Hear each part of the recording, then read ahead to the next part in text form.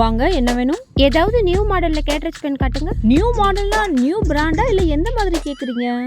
அந்த பென் வச்சு ஏதாச்சும் ஃபன் பண்ற மாதிரி காமிங்க. ஆமாங்க, இப்ப இருக்கிற பசங்க எல்லாம் பேனா எழுத மட்டும் கேக்குறது இல்ல, எக்ஸ்ட்ரா ஆப்ஷன் எதிர்பார்க்கறாங்க. இதுல பாருங்க, புது மாடல்.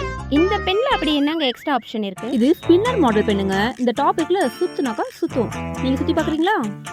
ஆமாங்க, நல்லா ஸ்பின் ஆகுது. நான் இந்த பேனாவே வாங்கிக்கிறேன். உனக்கு என்னமா வேணும்? எனக்கு 10 ரூபாய் பென் கொடுங்க. நான் அர்ஜென்ட்டா கிளம்பணும். வெளியில வெயிட் பண்ணிட்டு இருக்காங்க. இந்த பென் எவ்வளோங்க?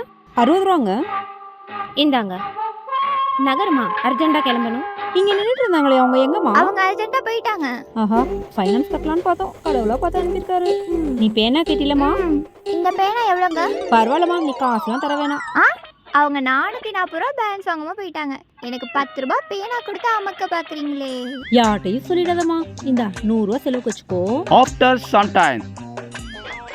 பேனா வாங்கிட்டு போனவங்க திரும்ப வராங்க, சொல்லுங்க. கார்ல என் டாட்டர்ஸ் வெயிட் பண்ணிட்டு இருந்தாங்க. ஒரு பென் போதுமா 2 போதுமான்னு கேட்க போயிருந்தேன். அவங்க 1 போதும் சொல்லிட்டாங்க. பேலன்ஸ் 440 ரூபா கொடுங்க. ஆஹா, அவசரப்பட்டு 100 ரூபாயும் அந்த பெண்ணை அந்த பொண்ணுகிட்ட கொடுத்துட்டோமே. Few seconds before. ஏய், என்னடி ஆச்சு? அவங்க கிட்ட 100 ரூபாயும் ஒரு பேனாவையும் வாங்கிட்டேன். பேலன்ஸ் 440 ரூபாய் போய் வாங்கிட்டு வாங்க. பேனாவை கொடுத்துட்டு போங்க.